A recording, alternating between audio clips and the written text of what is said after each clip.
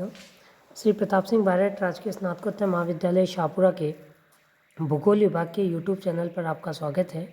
आज हम BA part तृतीय तथा एमए फाइनल भूगोल के अंतर्गत भारत का भूगोल पेपर से संबंधित भारत की जलवायु टॉपिक के अंतर्गत भारतीय मानसून को प्रभावित करने वाले विभिन्न कारकों का अध्ययन करने के साथ साथ भारत की में पाई जाने वाली विभिन्न ऋतुओं पर चर्चा करेंगे।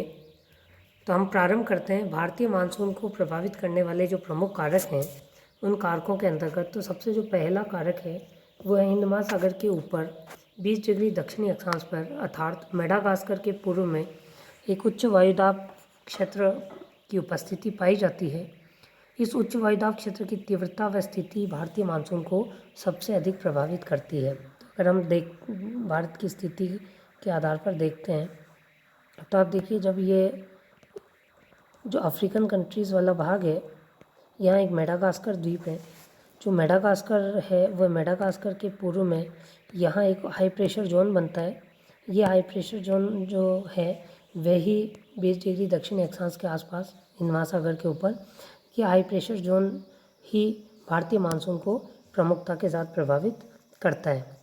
दूसरा जो कारक है वह कारक है हिंद महासागर के बाद का जो महत्वपूर्ण कारक जिसकी हम बात करते हैं तो भारत के जो उत्तरी भाग में तिब्बत के पठार, ये जो क्षेत्र है ये है तिब्बत का पठार। तो तिब्बत के पठार में गर्मियों में बहुत गर्म हो जाता है ये पठार, जिसके कारण यहाँ से प्रबल ऊर्ध्वाधर धाराएं अर्थात लंबवत ऊपर की ओर पवन धाराएं उठती है। यही जो प्रबल ऊर्ध्वाधर धाराएं पैदा होती है ये तिब्बत के पठार की सतह पर एक लो प्रेशर जोन बनाती है, जिसको हम लो प्रेशर क्षेत्र कहते हैं। दूसरा जो पहला हिंद महासागर के वहाँ था वो बना हाई प्रेशर, दूसरा बना तिब्बत के पठार पर ग्रीष्म काल में लो प्रेशर। ये कॉम्बिनेशन जब बनता है तो उससे भारतीय मानसून की क्रियाविधि निर्धारित होती है। तीसरा, पश्चिमी जो जेठ धारा हिमालय के उत्तर की ओर विस्थापित हो जाती है वह गर्मियों के दौरान भारतीय प्रायद्वीप पर उष्णकटिबंधीय पूर्वी जेट स्ट्रीम के रूप में बनकर भारतीय मानसून को प्रभावित करती है। इसका तात्पर्य है कि जब ग्रीष्मकाल में तिब्बत का पठार बहुत अधिक गर्म होता है, यहाँ लो प्रेशर होता है, क्योंकि सतह से ऊंचाई इसकी 5 किलोमीटर है तो ये हमारे हिमालय पर्वतमाला के दक्षिणी भाग की तुलना में अधिक गर्म होता है। और यहाँ से जो जेट स्ट्रीम आती है, पश्चिमी जेट स्ट्रीम, वह भी हिमालय के उत्तर से प्रभावित होती है और जब ये यहाँ से गुजरती है तो गर्म होकर और ऊपर उठ जाती है और ऊपर उठने के बाद जब ये आगे की ओर गति करती है तो ये धीरे धीरे नीचे की ओर आकर हिंद महासागर में हाई प्रेशर जोन बना देती है। तो हिंद महासागर में आकर अवतलित होती है और हाई प्रेशर जोन बनाती है। तो यहाँ से ये जो धाराएँ ऊपर उठती है और ये हिंद महासागर की ओर अग्रसर होती है तो ये जो क्रम है, ये धारा है, ये कहलाती है उष्णकटिबंधीय पूर्वी जेट। ये जो धारा ये कहलाती है पूर्वी जेट, क्योंकि ये तिब्बत के पठार के गर्म होने से बनती है। ये भारतीय मानसून को बहुत अधिक प्रभावित करता है। दक्षिणी महासागरों में दाब की जो स्थिति में परिवर्तन है वो भी मानसून को प्रभावित करता है। तो अल नीनो या दक्षिणी दोलन जो है वो मानसून को सकारात्मक और नकारात्मक रूप से प्रभावित करता है। ये महत्वपूर्ण कारक हैं जो भारतीय मानसून को प्रभावित करने में अपनी महत्वपूर्ण भूमिका अदा करते हैं। अब हम बात करते हैं कि भारत में जो ऋतुएं पाई जाती है वो कौन कौन सी ऋतुएं मिलती है और उनकी मुख्य विशेषताएं क्या क्या है। तो हम भारत की जलवायु को मुख्यतः 4 ऋतुओं में विभाजित करते हैं। 4 ऋतुओं में ग्रीष्म ऋतु है वो 15 मार्च से 15 जून, वर्षा ऋतु 15 जून से 15 सितंबर, शरद ऋतु 15 सितंबर से 15 दिसंबर जो कि लौटते हुए मानसून का समय कहलाती है, और शीतकाल जो है मानते हैं 15 दिसंबर से लेकर 15 मार्च के मध्य। अगर भारत की परंपरागत ऋतुओं की बात करें भारतीय कैलेंडर के अनुसार तो सामान्य रूप से हम भारतीय कैलेंडर और इंग्लिश कैलेंडर दोनों की तुलनात्मक रूप से यहाँ बात करेंगे। तो मुख्य रूप से आप देखेंगे कि बसंत ऋतु 6 ऋतुएँ होती है। बसंत ऋतु चैत्र और बैसाख महीना जो कि अंग्रेजी कैलेंडर के अनुसार मार्च और अप्रैल का महीना होता है, उसमें चैत्र और बैसाख महीना हिंदी कैलेंडर के अनुसार होता है, भारतीय कैलेंडर के अनुसार। ग्रीष्मकाल जो है वो ज्येष्ठ और आषाढ़ और अंग्रेजी कैलेंडर के अनुसार मई जून का महीना। वर्षा ऋतु है वो श्रावण और भाद्रपद जो भाद्र महीना जो कि जुलाई और अगस्त का महीना होता है मुख्य रूप से भारत में वर्षा का।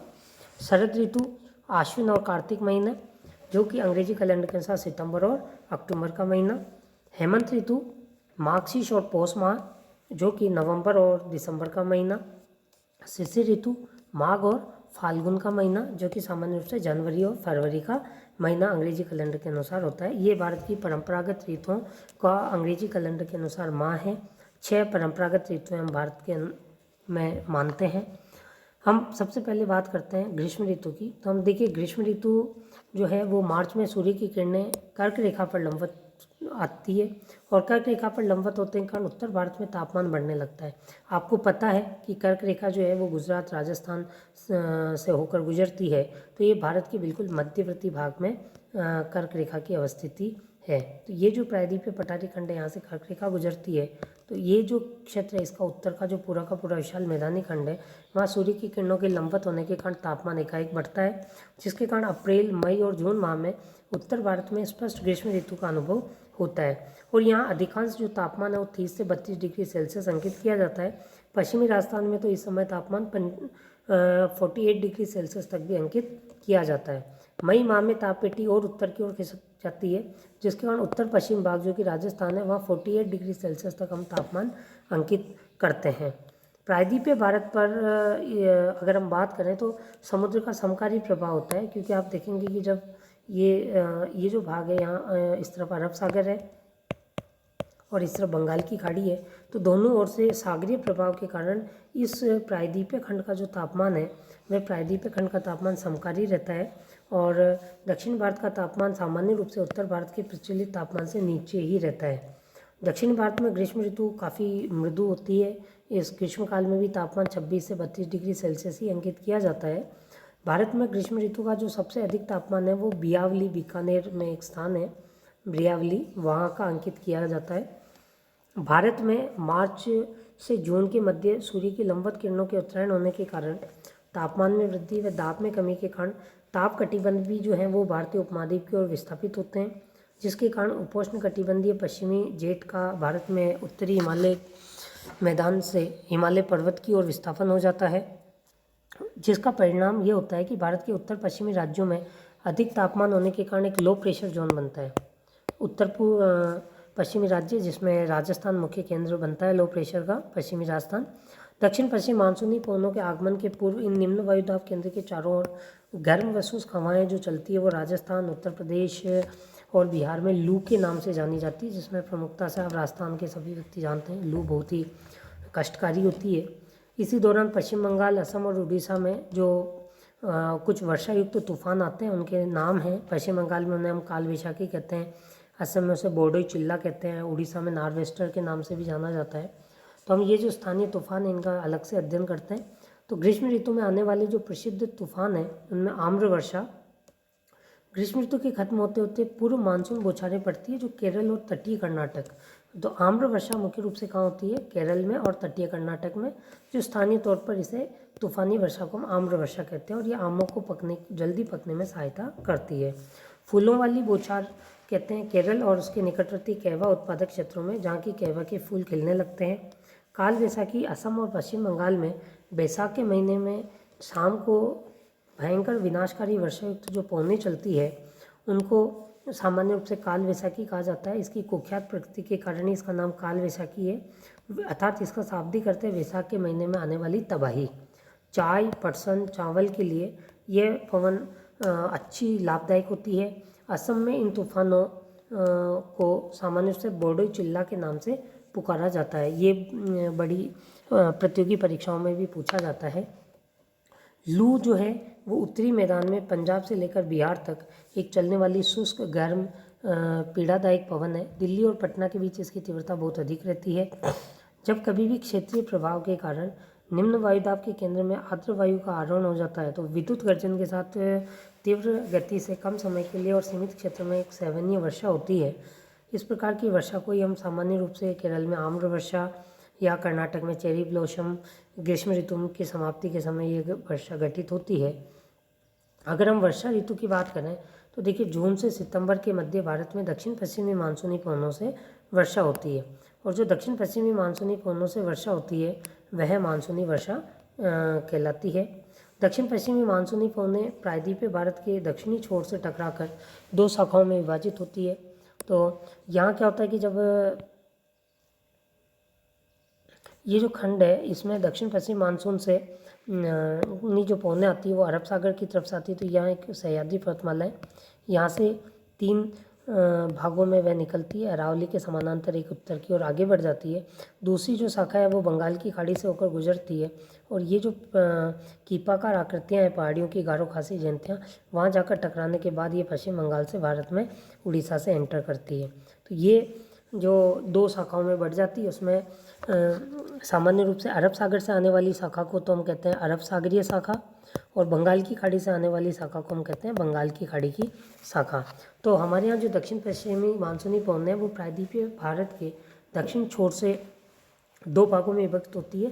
पहली अरब सागर की शाखा, ये अरब सागरीय शाखा, जबकि दूसरी जो है वह बंगाल की खाड़ी की शाखा के नाम से जानी जाती है। अरब सागर की शाखा की हम बात करें तो वो 3 उप शाखाओं में विभक्त होती है। पहली उप शाखा पश्चिमी घाट के तटवर्ती ढाल से, अगर हम अरब सागर की बात करें तो इसमें पहली शाखा जो है वो तटवर्ती ढाल से टकराती है और वर्षा करती हुई प्रायद्वीपीय भारत में प्रवेश करती है। दूसरी शाखा नर्मदा और ताप्ती की घाटियों से भारत में प्रवेश करती है, नर्मदा और ताप्ती घाटियों से, और छोटा नागपुर पठार की तरफ अग्रसर हो जाती है। तीसरी जो शाखा है वो अरावली के समानांतर गुजरात, पश्चिमी राजस्थान होते हुए हिमाचल प्रदेश तक चली जाती है, उत्तर में हिमालय तक, और ये अरावली के समानांतर होने के कारण राजस्थान में वर्षा करने में सहायक नहीं होती और सीधे पंजाब हरियाणा के निम्न केंद्रों से होते हुए हिमाचल प्रदेश की ओर चली जाती है। बंगाल की खाड़ी की शाखा की हम जब बात करते हैं तो बंगाल की खाड़ी की शाखा भी आगे 2 उप शाखाओं में बढ़ जाती है, और 2 उप शाखाओं में बंटने का जो उसका महत्वपूर्ण कारण है वो ये कि जब ये पूर्वी भाग है यहाँ से जब ये टकराती है तो उत्तर पूर्वी राज्यों में टकराने के बाद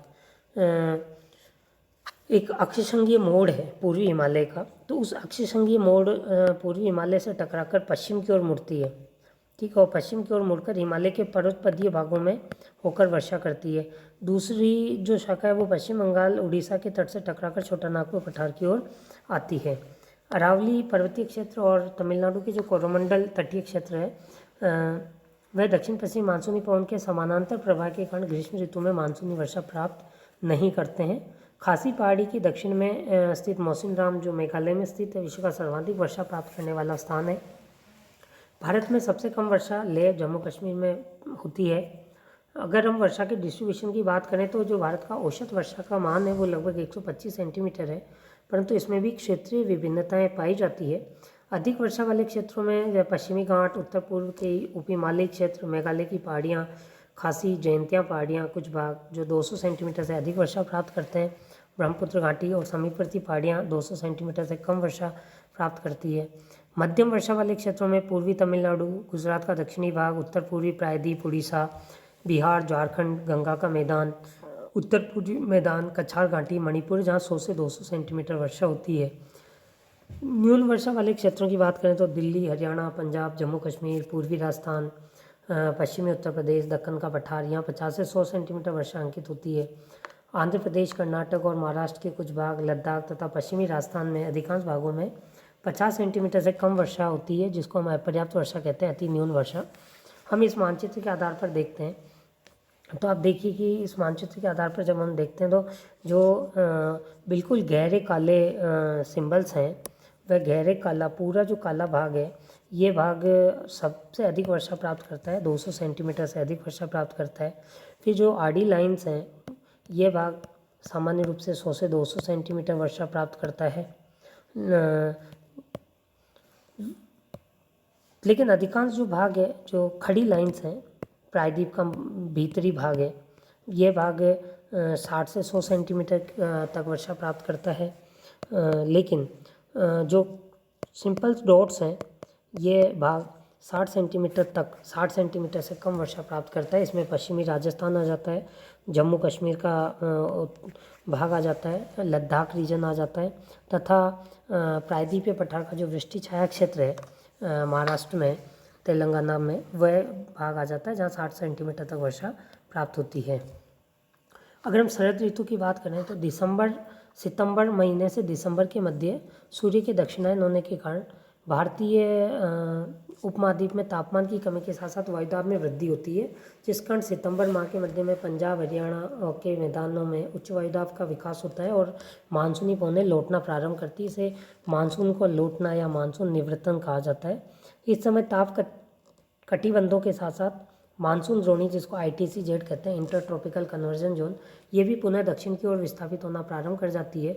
और उपोष्ण कटिबंधीय जो पश्चिमी जेट सीम है वो तिब्बत के पठार से हिमालय पर्वत की ओर अर्थात भारत के दक्षिण की ओर विस्थापित होना प्रारंभ हो जाती है। और उष्ण कटिबंधीय पूर्वी जेट जो भारतीय प्रायद्वीप से प्रभाव रखती है वो कम हो जाता है या वो धीरे धीरे समाप्त हो जाती है, जिसके कारण बंगाल की खाड़ी में उष्ण कटिबंधीय चक्रवातों की उत्पत्ति के लिए अनुकूल दशाएं बनना प्रारंभ हो जाती है। शीत ऋतु की बात करें तो उत्तर भारत में शीत ऋतु का आरंभ है वो नवंबर माह के मध्य में होता है। सामान्य रूप से जनवरी और फरवरी जो माह है वो सबसे अधिक ठंडे महीने होते हैं। इस समय उत्तर भारत के अधिकांश भागों में औसत तापमान 21 डिग्री सेल्सियस से भी कम रहता है, क्योंकि सूर्य की किरणें इस समय मकर रेखा पर लंबवत होती है। और चूँकि भारत उत्तरी गोलार्ध में है तो यहाँ सूर्य की किरणों का तिरछापन बढ़ जाता है और तिरछापन बढ़ने के कारण तापमान की कम प्राप्ति होती है। दिन की अपेक्षा रात्रि का तापमान काफ़ी कम हो जाता है। पंजाब और राजस्थान में बहुत सारे स्थानों पर तो 0 डिग्री सेल्सियस से भी कम तापमान अंकित किया जाता है। शीत ऋतु में भारत का अगर सबसे ठंडे स्थान की बात करें तो द्रास गिलगित क्षेत्र है जम्मू कश्मीर में।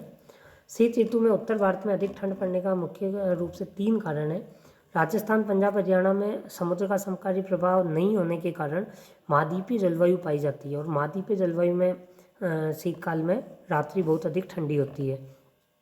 हिमालय से निकटता या उसकी श्रेणियों में हिमपात होने के कारण शीतलहर चलती है। शीतलहर के प्रभाव से भी उत्तरी मैदान में तापमान में एकाएक कमी आ जाती है। कैस्पियन सागर और तुर्कमेनिस्तान की जो ठंडी पवनें वो शीतलहर लाती है और उत्तर पश्चिम भाग में तापमान में कमी के साथ साथ पाला व कोहरा भी उत्पन्न कर देती है, जिसको हम सामान्य रूप से पश्चिमी विक्षोभ कहते हैं। पश्चिमी विक्षोभ की हम बात करते हैं तो भारतीय उपमहाद्वीप में जाड़े या शीतकाल के मौसम में पश्चिम व उत्तर पश्चिम दिशा से प्रवेश करते हैं और भूमध्य सागर पर उत्पन्न होते हैं। भारत में इनका प्रवेश पश्चिमी जेट प्रवाह के साथ साथ होता है और भारत के उत्तरी व उत्तर पश्चिमी भाग में शीतकालीन वर्षा के लिए जिम्मेदार होते हैं। शीतकाल में रात्रि के तापमान में वृद्धि इन विक्षोभों के आने का पूर्व संकेत माना जाता है। अपने प्रवाह क्रम में ये भूमध्य सागर के अतिरिक्त कैस्पियन सागर से भी आर्द्रता लेते हैं। यह जो पश्चिमी विक्षोभ होते हैं रबी की फसल के लिए अत्यधिक लाभदायक होते हैं और हिमालय के अधिकांश भागों में इनके कारण हिमपात होता है। समुद्र के समकालीन प्रभाव या भूमध्य रेखा से निकटता के कारण प्रायद्वीपीय जो भारत है, जिसमें दक्षिणी भारत जिसे हम कहते हैं, उसमें कोई निश्चित शीत ऋतु हमें दिखाई नहीं देती, जैसी कि हमें उत्तर भारत में दिखाई देती है। शीतकाल में पवनें स्थल से समुद्र की ओर चलती है, जिसके कारण भारत के अधिकांश भाग में वर्षा नहीं होती, क्योंकि उसमें नमी की कमी होती है और स्थल पर घर्षण के कारण इन पवनों का तापमान भी बढ़ जाता है। दिसंबर से मार्च के बीच सूर्य की दक्षिणायन स्थिति रहती है, जिसके कारण उत्तर पश्चिम भारत में हाई प्रेशर जोन बनता है, उच्च दाब बनता है और उपोष्ण कटिबंधीय पश्चिमी जेट स्ट्रीम का भारत के उत्तरी मैदान में विस्तार हो जाता है, जिससे पश्चिमी विक्षोभ भारत के उत्तर पश्चिमी राज्यों में 25 डिग्री उत्तरी अक्षांश तक आ जाते हैं और तीव्र गति, कम समय और सीमित क्षेत्र में एक वाताग्रीय वर्षा को जन्म देते हैं। इस शीतकालीन वर्षा को मावट कहते हैं, जो कि रबी की फसल के लिए लाभदायक होती है। दूसरी तरफ लौटता हुआ जो मानसूनी पवन है वो बंगाल की खाड़ी से जलवाष्प ग्रहण करता है और तमिलनाडु का जो तटीय क्षेत्र है कोरोमंडल, वहाँ जाकर टकराता है तो तमिलनाडु में वर्षा करता है और इसलिए तमिलनाडु के कोरोमंडल तट पर पर्याप्त मात्रा में शीतकाल में वर्षा होती है। अगले वीडियो में हम जलवायु के वर्गीकरण के बारे में अध्ययन करेंगे। धन्यवाद।